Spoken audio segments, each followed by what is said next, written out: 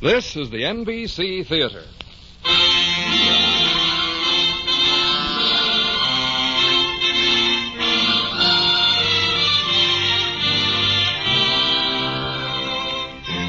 From the NBC Theater in Hollywood, we bring you an hour-length version of one of the oldest and greatest of the human comedies, one of the least read of one of the greatest classics in the library, Miguel de Cervantes' robust satire, Don Quixote. And as intermission commentator on this story of the knight in anything but shining armor, we bring you the distinguished Broadway actress, producer, and author, Margaret Webster, who recorded her commentary in New York earlier this week. Here now, Don Quixote.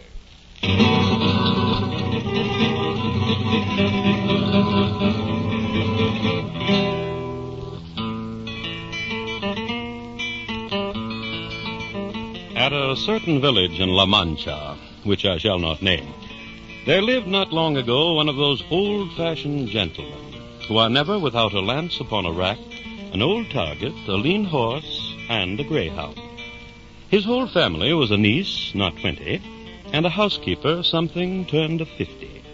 His diet consisted more of beef than mutton, with minced meat on most nights, lentils on Fridays, eggs and bacon on Saturdays, and a pigeon extraordinary on Sundays. There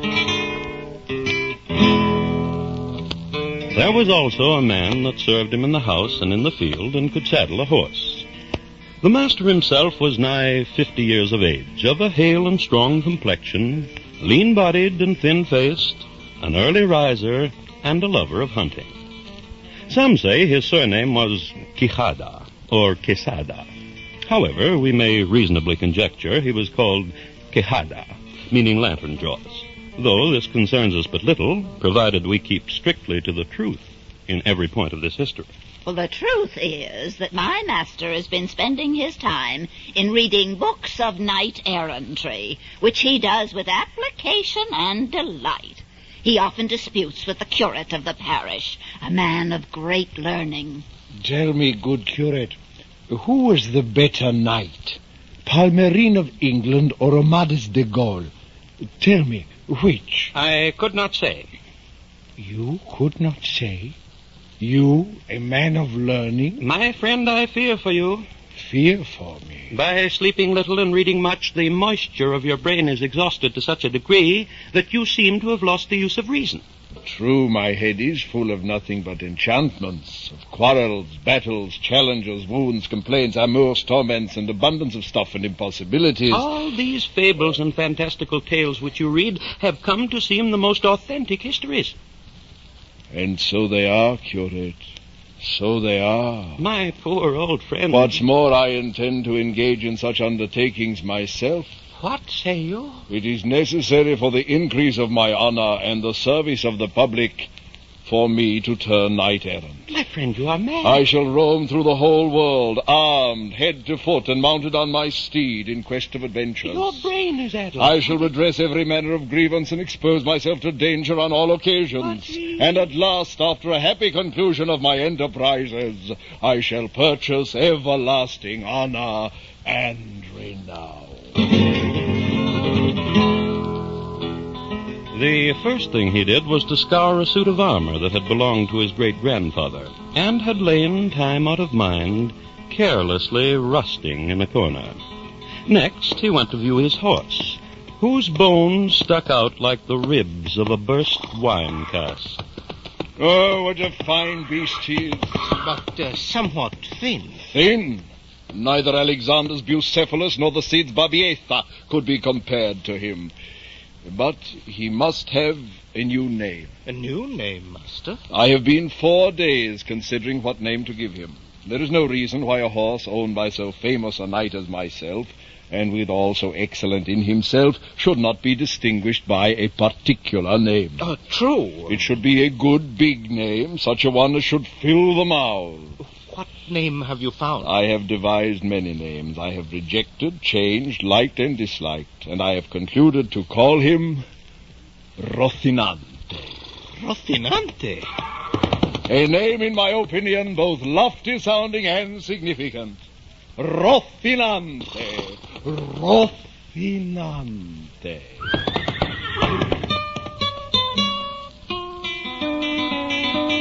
When he had thus given his horse a name so much to his satisfaction, he then thought of selecting a name for himself. A name for yourself? And I have chosen it, curate, but not satisfied with the bare appellation, have added to it the name of my country. What is your new name? Don Quixote de la Mancha. Don Quixote de la Mancha. Which, to my thinking, denotes very plainly my parentage and birthplace, and consequently would fix a lasting honor on this part of the world. Ah, most commendable. And now I want nothing but a lady. Yes, a lady? A lady on whom I might bestow the empire of my heart. But my friend... I am sensible that a knight-errant without a lady is a tree without fruit or leaves. Yes, but you don't... Should I, by good or ill fortune, chance to encounter some giant, as 'tis common in knight-errantry, and happen to lay him prostrate on the ground, transfixed with my lance, would it not be proper to have some lady to whom I may send him as a trophy of my valor? And have you selected this fortunate lady? Near here dwells a likely country lass, for whom I have had formerly a sort of inclination. Oh, she's never heard of my inclination or regarded it in the least. Her name? Aldonza Lorenza. Oh, I know the girl. Yes, I have studied to find her out a new name, one which might have some affinity with her old name, and yet at the same time sound somewhat like that of a lady of quality or a princess. And you have found such a name? Aye, 'tis Dulcinea del Toboso. Dulcinea? With the addition of del Toboso from the place where she was born. It is a name, in my opinion, both sweet, harmonious, and extraordinary. Dulcinea del Toboso.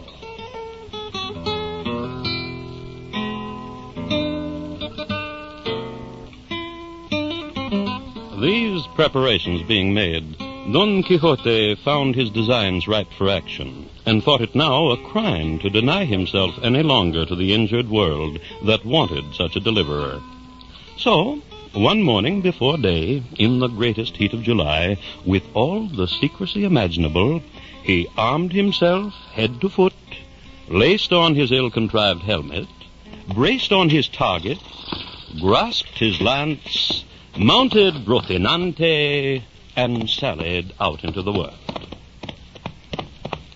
But Don Quixote had not gone far ere a terrible thought alarmed him. The honor of knighthood has not yet been conferred upon me.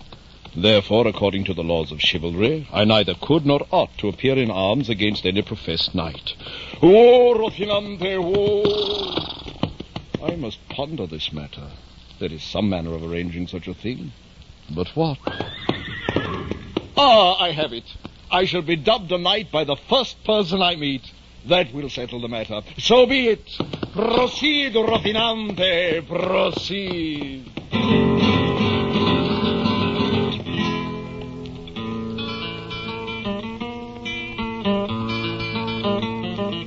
Don Quixote de la Mancha traveled almost all that day without meeting any adventure worth the trouble of relating, which put him into a kind of despair, for he desired nothing more than to encounter immediately some person on whom he might try the vigor of his arm. Towards the evening, he and his horse being heartily tired and almost famished, Don Quixote, looking about him, espied what he fancied to be a castle. It was fenced with 4 towers, lofty pinnacles glittering with silver, and all those other appurtenances peculiar to such places. At the gate of the castle were 2 beautiful maidens, taking benefit of the fresh evening air. Oh, Lord, what is happening? Oh, Rocinante, oh! What a sight! A madman cased in iron. Oh, do not fly, ladies, nor fear the least offense. The order of knighthood which I profess does not permit me to countenance injuries to ladies of such high rank as your presence denotes. You laugh at me. You mock me. Give me leave to tell you, ladies, that modesty and civility are most becoming in the fair sex, whereas laughter without ground is the highest piece of indiscretion. What is this? Oh, Sir Knight, if your worship be disposed to alight, you will fail of nothing here but a bed. All other accommodations will be supplied. You are the governor of this castle? Governor? Sir Lord of the castle, the least thing in the world suffices me. For arms are the only things I value, and combat is my bed of repose. Then you may safely alight. I dare assure you, you can hardly miss being kept awake all the year long in this house, much less one single night. Oh, steady. Have special care of my steed. There is not a better one in the universe. In the universe? In all the universe.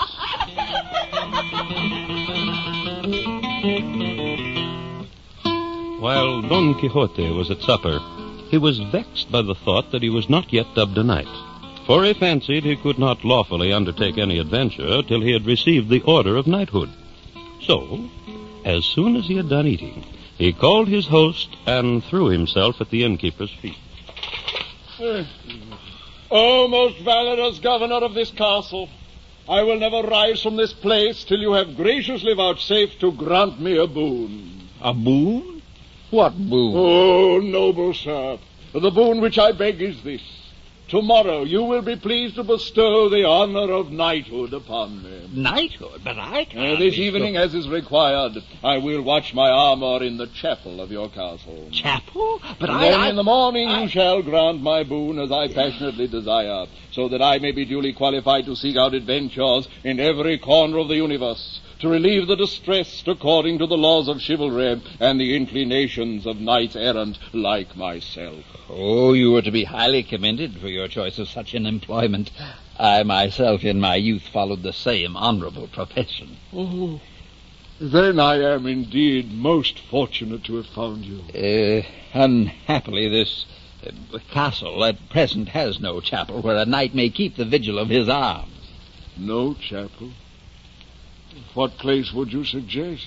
Well, why not the courtyard of this castle? An excellent place. So be it. In the morning all necessary ceremonies shall be performed, so that you may assure yourself you will be dubbed a knight. As much a knight as any in the world could be. Do you have money? Not so much as a coin. Most unfortunate. Oh, I have never read in any history of chivalry that a knight-errant ever carries money about him. Now, there you are mistaken. You may rest assured that the knights had their purses well lined to supply themselves with necessaries, and carried also with them a small box of salves. Salves?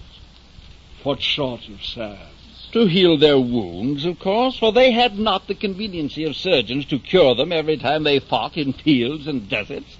Unless they were so happy as to have some magician for their friend. Oh, where is a knight to find a magician these days? Well, then you should have a squire. He would carry a wallet with money, clean linen, a box of salves, and necessaries. Oh, you're right. I must find myself a squire. Yes, but now you must prepare for the night. Let me assist you to your feet. Oh, sir, your armor. I shall spend the night in your courtyard, watching my arms and armor, and thinking of the morning.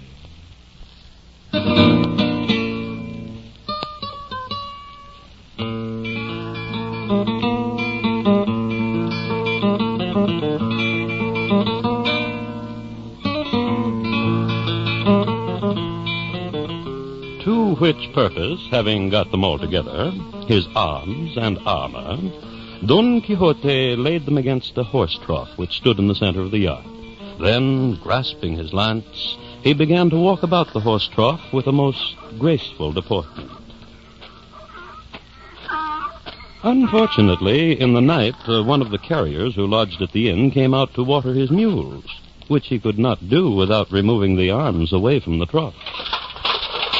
O thou whoever art, What say you? rash knight that lays hands on the arms of the most valorous knight-errant that ever wore a sword, take heed. Who are you? I can't see. Do not audaciously attempt to profane my arms with so much as a touch, lest instant death be thy reward. From your words, I'd say you're a madman.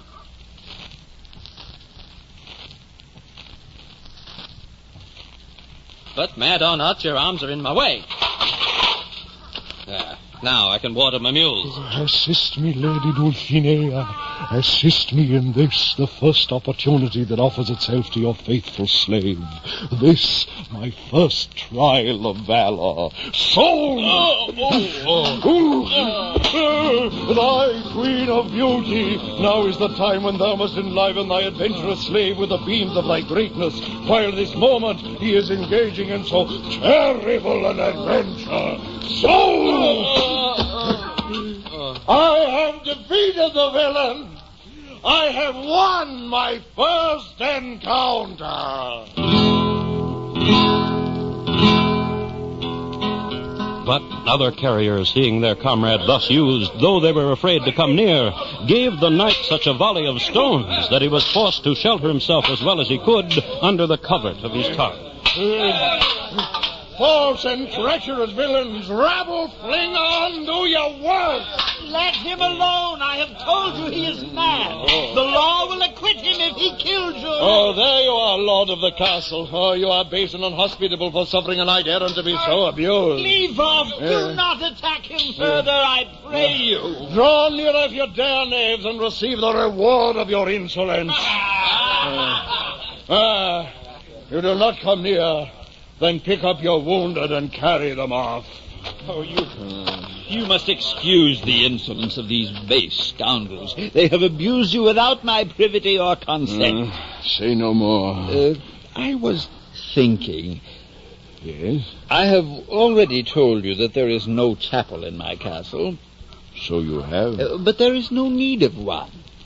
What say you? The ceremony of knighthood consists only in the application of the sword to your neck and shoulders. This might be performed here where we stand as well as anywhere else. Is such a thing possible? Bring me my book.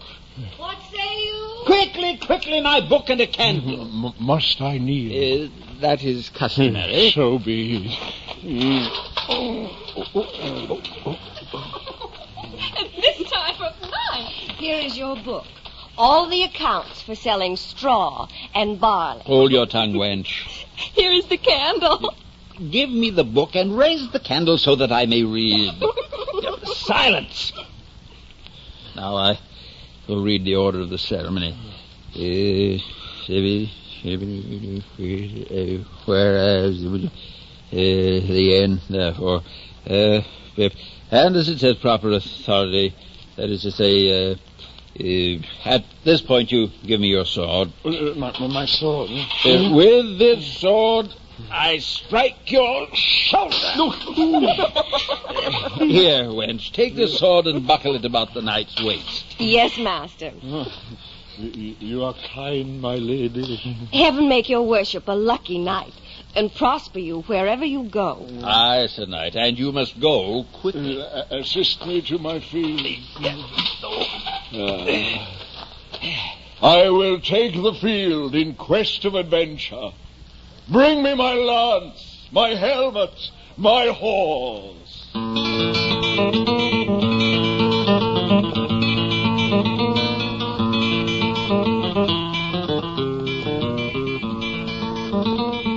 Don Quixote sallied out of the inn so well pleased, so gay and overjoyed to find himself knighted, that he infused the same satisfaction into his horse. But calling to mind the admonitions which the innkeeper had given him concerning the provision of money and clean shirts, he resolved to return home to furnish himself with them and likewise get himself a squire, designing to draft as such a neighbor who was poor but very fit for the office. With this resolution, he took the road which led to his own village. He had not gone 2 miles when he discovered a company of people riding towards him. Hold! And Don Quixote, with a dreadful assurance, fixed himself in his stirrups and posted himself in the middle of the road. Hold! Let all mankind confess that there is not in all the universe a more beautiful damsel than the Empress of La Mancha, the peerless Dulcinea del Toboso. Senor Cavalier, We do not know this worthy lady you speak of, but be pleased to let us see her, and then if we find her possessed of those matchless charms of which you assert her to be the mistress, we will freely and without the least compulsion own the truth which you would extort from us. No! The importance of the thing lies in obliging you to believe it, confess it, affirm it, swear it, and maintain it without seeing her. Therefore, make this acknowledgment at this very moment, or with me you must join in battle, one, by the laws of chivalry. Knight, I beseech you, in the name of all the princes here present, to let us see some portraiture of the lady. And though her picture should represent her to be blind of one eye, we shall be ready to say in her favor whatever your worship desires. Blind of one eye, you infamous scoundrel! We are peaceful merchants from Toledo. Merchants! Oh, you shall severely pay for the horrid blasphemy which thou hast uttered against the beauty of my lady. Draw your swords, villains, and prepare to fight. Forward, Rocinante! Forward! With his lance couched, Don Quixote rode furiously at the merchant who had provoked him. But Rocinante stumbled and fell in the midst of his career, threw down his master, who rolled and tumbled on the ground. Don Quixote was so encumbered with his lance, target, spurs, helmet, and armor that he could not rise from the ground. However, even in this helpless condition, he played the hero with his tongue. It's not through my fault that I lie here, but through that of my horse. Come back! Come back! I'm unable to stir. My ribs. Why, what's this? My back, my head. Who are you? What? What's that voice? Why do you make such a sad complaint? Oh, I am a knight-errant, fallen in battle. But you have the voice of my neighbor, Master Quixada. I am Don Quixote de la Mancha. Oh, Master, how did you come to such a predicament? I have had an encounter with scoundrels, villains who worked magic to place me in this condition. Oh, come, Master, I will set you on your feet. My horse. Where is my good Rocinante? He nibbles grass at your feet. I will place you on his back and guide you home. That will be good. To go home.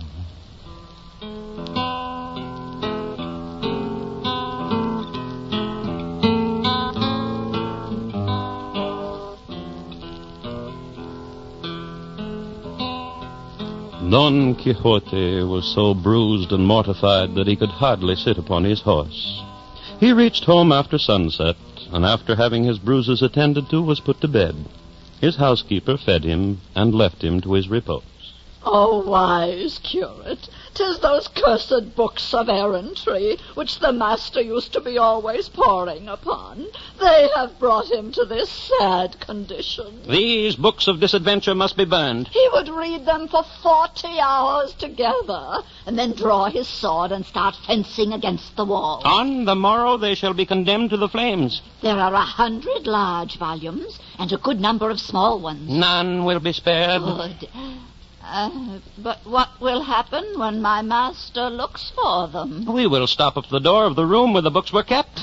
That will put an end to all of this knight-errantry.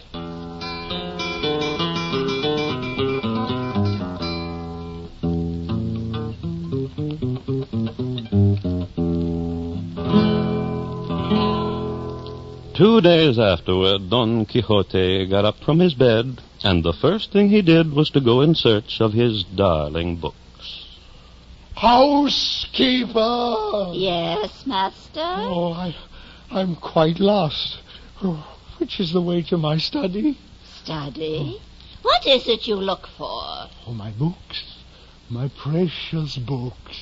There is no study in this house. No books. Where have they gone? The devil's run away with them. Or some conjurer. A conjurer? An enchanter who, since you left, came hither one night riding on a dragon. Oh. He went into your study and after a while flew out of the roof, leaving the house all full of smoke. Oh. And when I went to see what he had done, I could find nothing of your study, nor the books. Oh. Did he happen to give you his name? 'Twas something like, Freston or, Friston. 'Tis he, my mortal enemy. He bears me great malice and endeavors to do me all manner of mischief. Oh, master, promise in the future you will stay at home and live in peace and quietness. Good housekeeper, how ill thou understandest these matters. I will remain quietly at home, only until my bruises are healed. Oh. Meanwhile, I must find myself a squire. A squire? And then, my squire at my side, I will renew my rambling.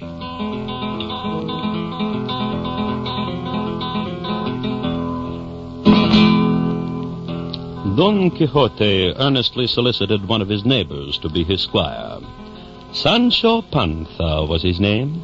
A good, honest fellow, but poor in purse and poor in brains. 'Tis likely such an adventure will present itself as might secure for us the conquest of some island. What island? I cannot in advance tell you its name, good Sancho Panza, but I promise that you shall be made governor of this island. Governor me? With a governor's palace and all necessities. I will come with you, master. I will forsake my wife and all my children to be your squire. Before we set off, I must furnish myself with money. I shall sell one house and mortgage another until I get a good sum together. Yes, master. Furnish yourself with what is needed. Above all, provide yourself with a wallet. What? A wallet? Along with shirts and as many other necessaries as you can conveniently carry. Yes, master. And bring your donkey along, for you are not used to traveling afoot. I have never read of a knight-errant whose squire rode upon a donkey, but I cannot remember any precedent which forbids it. 'Tis a good beast. Yes, I will mount you more honorably with the first opportunity. I shall unhorse the next discourteous knight I meet, and you shall have his animal. When do we depart, master? I will give you notice of the day and the hour when I have decided upon it. It will be within the week. Aye, within the week, we set out on the noble road of knight-errantry.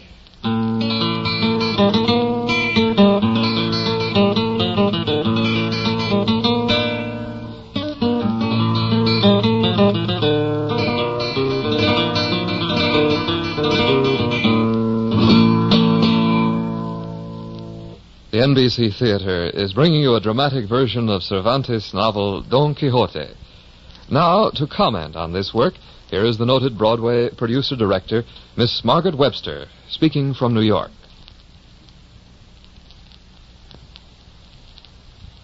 On April the 23rd, 1616, there died an Englishman named Shakespeare. On April the 23rd, 1618, a Spaniard named Cervantes.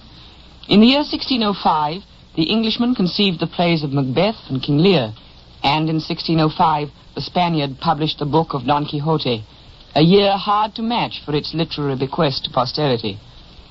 While the Englishman was serving his theater apprenticeship in London, he must have heard the guns of the invading Spanish Armada.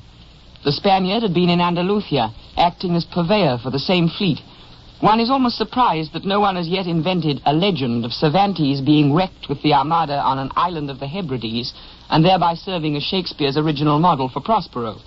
At all events, the war between England and Spain is a matter for the history books. King Lear and Don Quixote remain. Shakespeare could have read Don Quixote.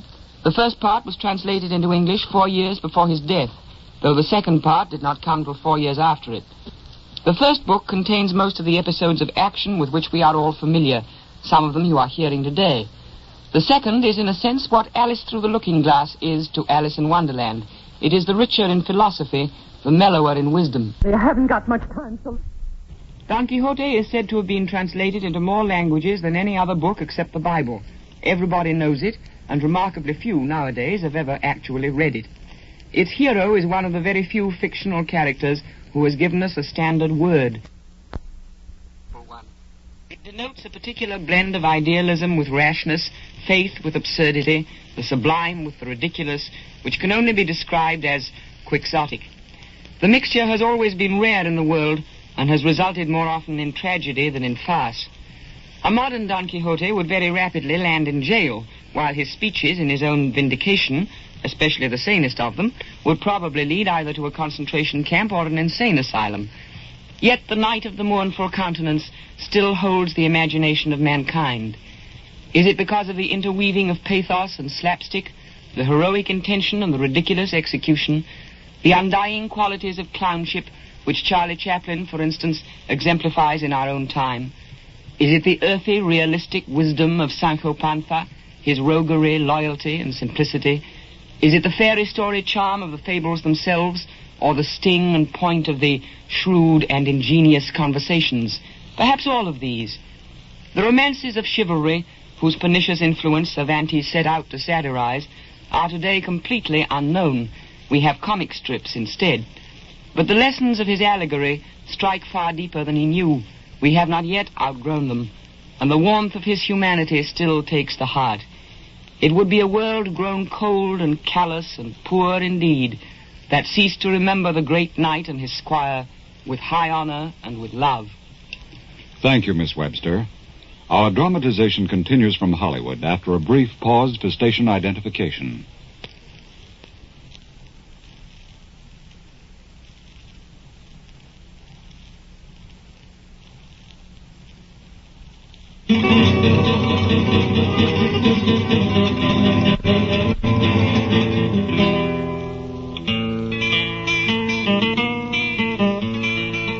Late that same week, Don Quixote one night not so much as suspected by anybody. They made such haste that by break of day they were jogging down the road which crossed the plains of Montiel. I beseech your worship, Sir Knight Errant. What is it, my squire? Be sure you don't forget what you promised me about the island. For I dare say I shall make shift to govern it, let it be ever so big. You must know, friend Sancho, that it has been the constant practice of knights-errant in former ages to make their squires the governors of the islands they conquer. An excellent practice. I am not only resolved to keep up that laudable custom, but even to improve it. Could it be improved? It could. Other knights sometimes delay rewarding their squires. But if thou and I do but live, before we have passed 6 days together, I may conquer some island. And this would fall out most luckily for thee, for I would crown you king. Wait. Look there in the distance. What is it? Oh, fortune directs our affairs better than we could have wished. Look yonder, friend Sancho. There are at least 30 outrageous giants. Giants? Which I intend to encounter. And having deprived them of life, we will begin to enrich ourselves with their spoils. For they are lawful prize, and the extirpation of that cursed brood will be an acceptable service to heaven. What giants? Those whom thou seest yonder, with the long extended arms. Some of them have arms of so immense a size that they reach 2 leagues in length. Pray look better, sir. Those things are no giants, but windmills. And the arms you fancy are their sails, which being whirled about by the wind, make the mill go. No, it is a sign thou art but little acquainted with adventures. That is true. I tell thee they are giants. If thou art afraid, go aside and say thy prayers, for I am resolved to engage in a dreadful unequal combat against them all. No. Oh, no. You will be killed by a windmill. Don Quixote rushed with Rocinante's utmost speed upon the first windmill he could come at, and running his lance into the sail, the wind whirled it about with such swiftness that the rapidity of motion broke the lance into shivers and hurled away both knight and horse. Sancho Panza ran as fast as he could to help his master, whom he found lying in the field, unable to stir. Oh, mercy on me. Did I not tell you they were windmills? Nobody would think otherwise unless he had also windmills in his head. Peace, friend Sancho.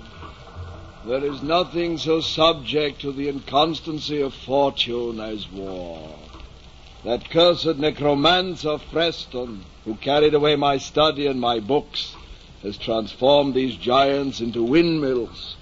He has done this to deprive me of the honor of victory. But I do not admit defeat. Assist me to rise. At once, master, at once. Now, let us be on our way. And so they continued in the direction of the pass of La Pife. As they rode, Don Quixote took this opportunity to instruct his squire. Let me give them one necessary caution, brother Sancho. Yes, master? Know that thou shouldst cease me in the greatest extremity of danger. Thou must never offer to draw thy sword in my defence, unless thou find'st me assaulted by base rascals and vile scoundrels. For in such a case, thou mayst assist thy master. I shall remember. But if those with whom I am fighting are knights, thou must not do it.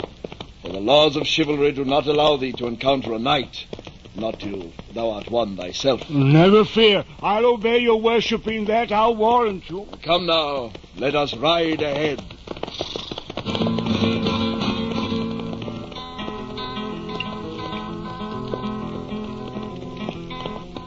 Halt, Rocinante, halt!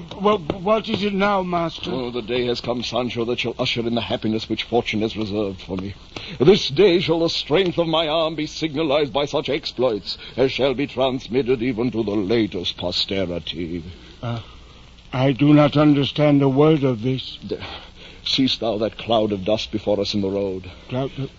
Aye. 'Tis raised by a prodigious army marching this way, an army composed of an infinite number of nations. At this rate, there are 2 armies. 2 armies? Yonder on the other side is another great cloud of dust. Oh, so there is 2 vast armies ready to engage each other in bloody battle. No. 'Tis but 2 flocks of sheep. Sheep? Where are your eyes? They are 2 mighty armies. The one which moves toward us is commanded by the great Alifanfaron, emperor of the vast island of Taprobania. An island?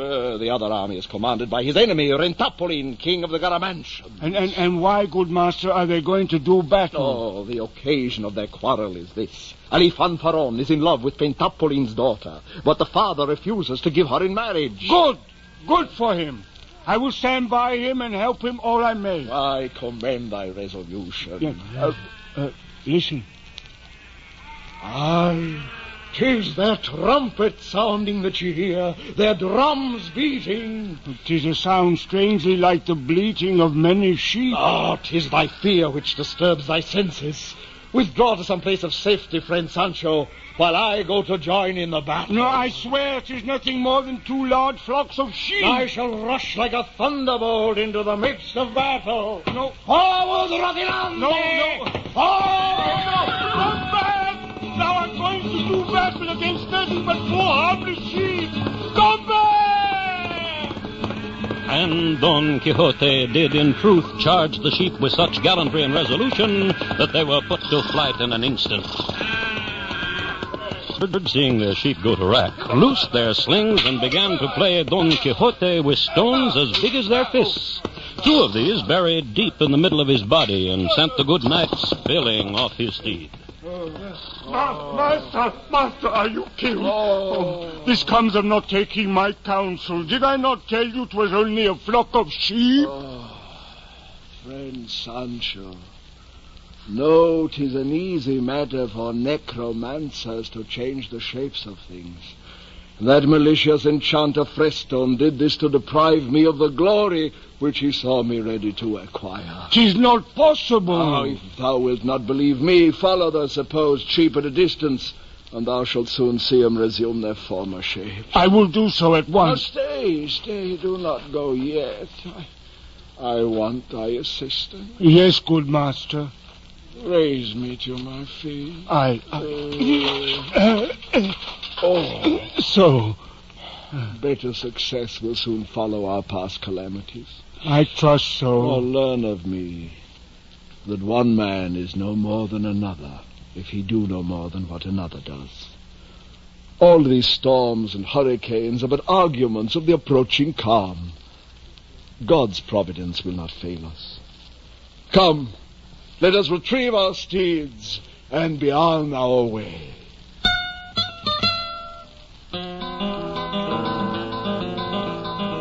They spent that night under some chestnut trees, but early the following morning again set out across the broad plain. Master Knight. What is it, friend Sancho? I have been staring upon you, and never have I set eyes upon a more dismal figure. 'Tis because we have ridden more than 2 hours without meeting with any adventure. Should a stranger ask your title, I will tell him you are called Don Quixote de la Mancha, otherwise the Knight of the Woeful Figure. Knight of the Woeful Figure? Aye. In olden times, one knight was called the Knight of the Burning Sword. Another was the Knight of the Unicorn. You now are inspired to give me the sad appellation of the Woeful Figure. So be it. I assume the name, and at the first opportunity I shall have a most woeful face painted upon my shield. Oh, my word, you may save the money. You need no more but show your own face. Show my... Halt, Rocinante, halt. Look there, good Sancho. I fear to ask, master, what is it that you see this time? Yonder is a horseman. Oh, yes, I see him now. On his head he wears something which glitters like precious gold. It glistens in the morning sunlight. 'Tis Mambrino's helmet, a great and ancient prize.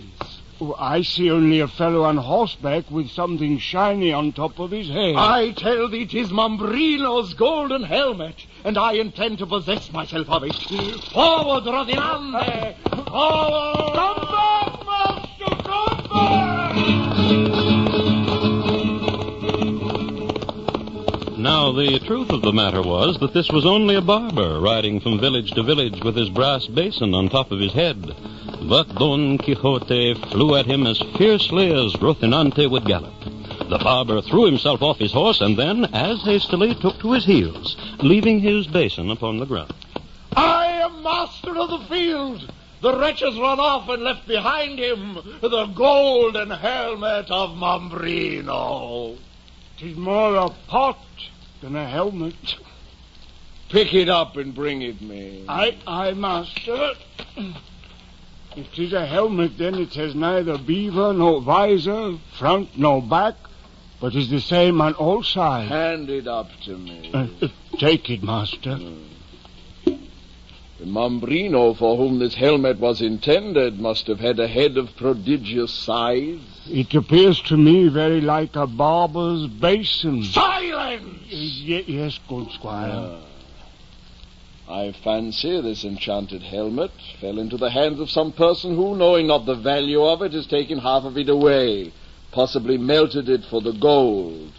But I, who know the value of this precious object, I shall wear it in place of my old helmet. Here, friend Sancho, put the old one on your head. Oh, thank you, master. I will try it for size. It sits on the top of my head. Even so, it will protect you in battle.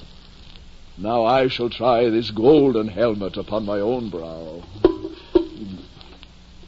It rests upon your ears. 'Tis tremendous in truth. But at least will protect my skull from all directions at once. Get back on your steed, good Sancho. Let us proceed on our adventure.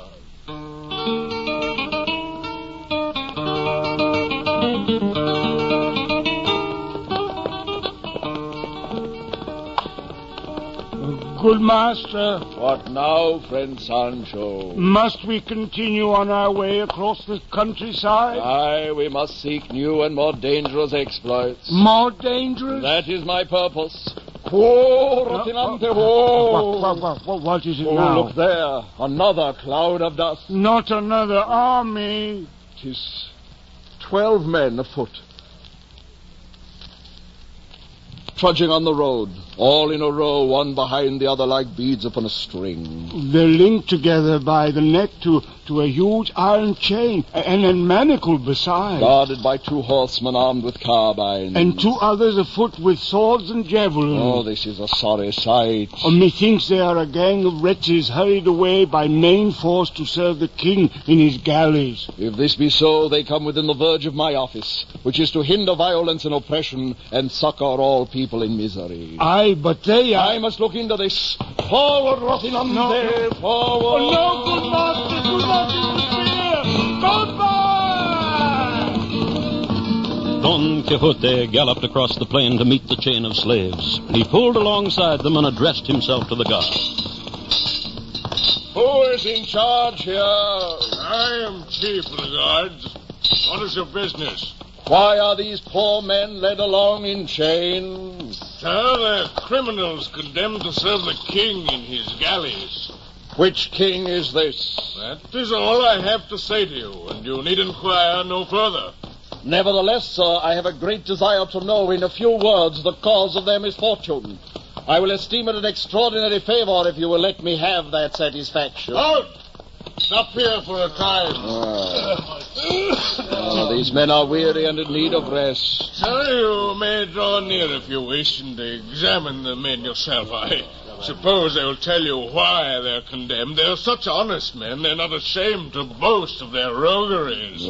With your permission, I will do exactly that. You there. Yes, sire. For what crimes are you brought to this miserable circumstance? I am brought here because of love. Only because of love? Were all those that are in love to be thus used, I myself might have long since been in chains. You see, I hold a great affection for a certain lady, Dulcinea Bel Toboso by name, and for her I would gladly serve in any galley. My love was not of that sort. What then? I was so desperately in love with a basket of linen and embraced it so close that had not the judge taken it from me by force, I would not have parted with it willingly. In short, I was taken in the act, and so I was committed, tried, condemned, and there's an end of the business. What is your sentence? 3 years a slave aboard the king's galley. 'Tis an exorbitant sentence. You there, next in line. You speak. Why are you led like a dog in chains? Yes.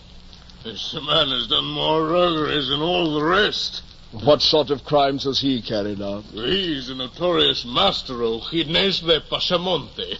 You, sir, who are so inquisitive, if you've a mind to give us anything, pray do it quickly, and go your ways, for I don't care to stand here answering your questions. There's an account of my life in black and white, written with my own hand.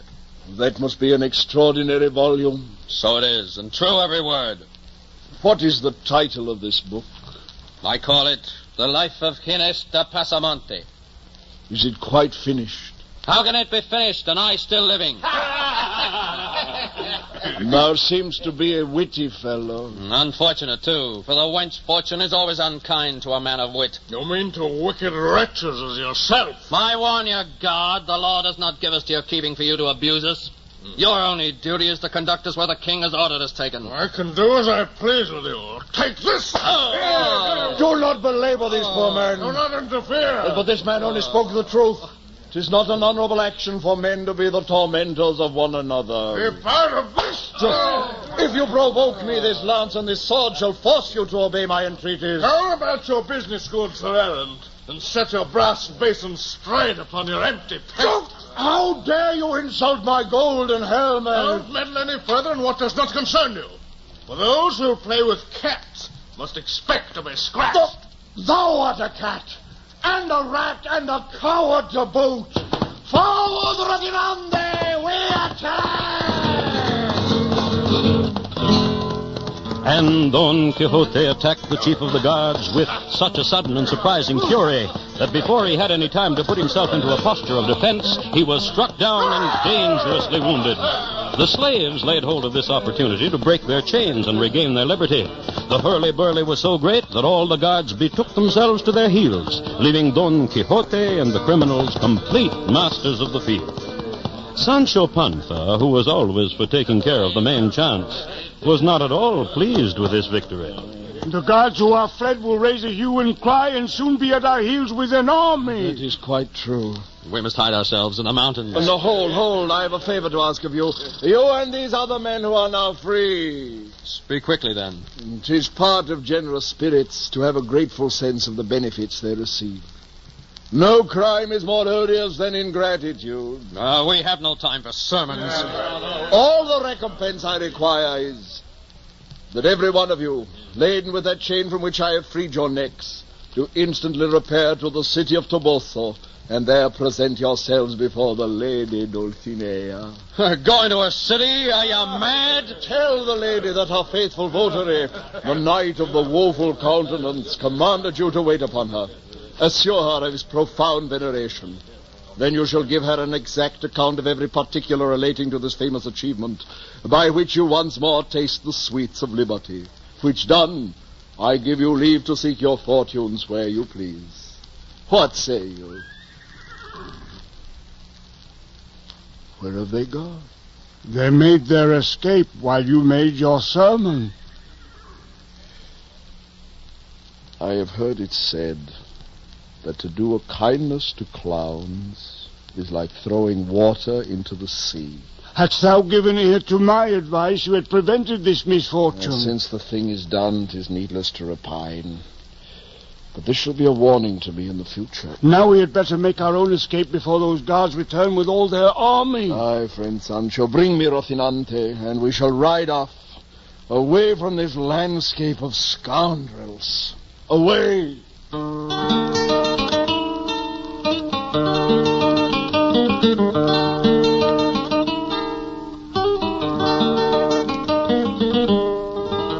'Twas night before our two heroes got to the middle and most desert part of the landscape. They took up their lodging among a number of cork trees. But fortune, which contrives all things as she pleases, directed the master rogue Inés de Pasamonte to this very spot, and while poor Sancho lay snoring, spirited away his darling beast. My beast is gone. Good morning, friend Sancho. My poor little beast is stolen. Oh, 'tis a handsome morning. In the future, I will have to travel on foot.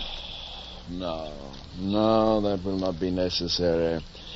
I shall give you a note to my housekeeper. To what purpose?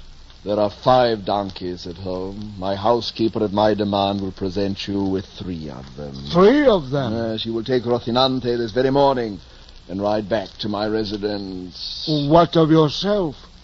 I will remain here in meditation till you return. Write the letter at once. I will be off. I will write it all in good time. But first... What are you thinking, good night? I can tell there is something on your mind. I see it in your eyes. I have had a sudden thought. There is a second letter I will write. Aye? Give me pen and parchment. I have them here in my pouch. Yes, I'm going to write to my lady, the exquisite Dulcinea del Toboso. And you will place my letter in her delicate hand. Oh, gladly. Here is the parchment and the pen. Place your wallet upon my knees, and I will use it as a desk. When I am finished, I will read it to you, so that you may carry it as well in your head as in your pocketbook, in case you should have the ill luck to lose it on the way. For so cross is fortune to me that I fear every accident. I will deliver it safe enough, I warrant you. But 'tis folly to think I can get it by heart. Alas, my memory is so bad that many times I forget my own name. But yet for all that, read it out to me, I beseech you, for I've a hugest mind to hear it. I dare say 'tis as fine as though 'twere in print. Well then, listen. Don Quixote de la Mancha to Dulcinea del Toboso, high and sovereign lady. He that is stabbed to the quick with the poniard of absence, and wounded to the heart with love's most piercing darts, sends you that health which he wants himself. Sweetest Dulcinea del Toboso, if your beauty reject me, if your virtue refuse to raise my fainting hopes, if your disdain exclude me from relief, I must at last sink under the pressure of my woes, though much inured to sufferings. For my pains are not only too violent, but too lasting. My trusty squire Sancho will give you an exact account of the condition to which love and you have reduced me. Too beautiful ingrate. If you relent at last and pity my distress, then I may say I live and you preserve what's yours. But if you abandon me to despair, I must patiently submit, and by ceasing to breathe, satisfy your cruelty and my passion. Yours till death, the Knight of the Woeful Figure. I never heard finer words in my born days. There is no kind of thing in the world but what you can turn your hand to it. If a man would be qualified for the life of knight-errantry, he should have some knowledge of everything. Aye, some knowledge of everything.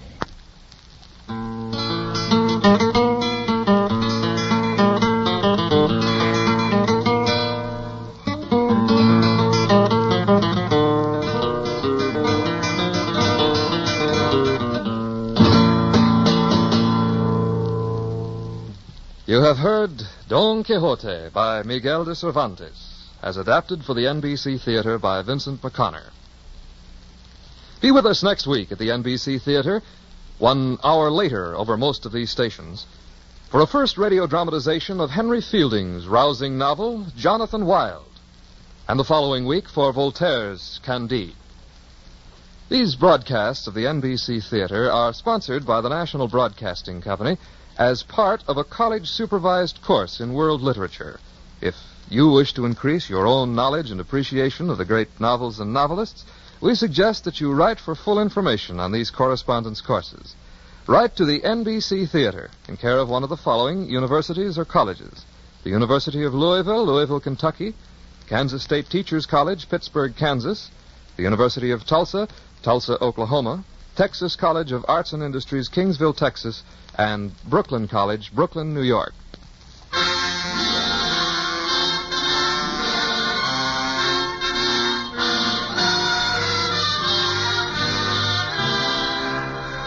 In today's cast, Don Quixote was portrayed by Hans Conried. Sancho Panza was Jay Novello. The narrator and curate was Lou Merrill. The housekeeper was Eleanor Audley. The two wenches were Charlotte Lawrence and Colleen Collins.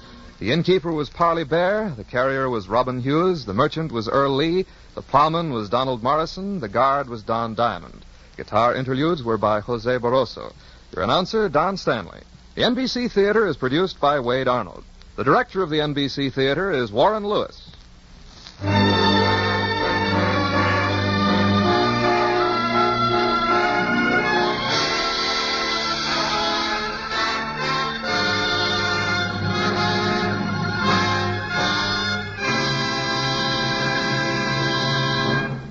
This program came to you from Hollywood. Margaret Webster's commentary was transcribed.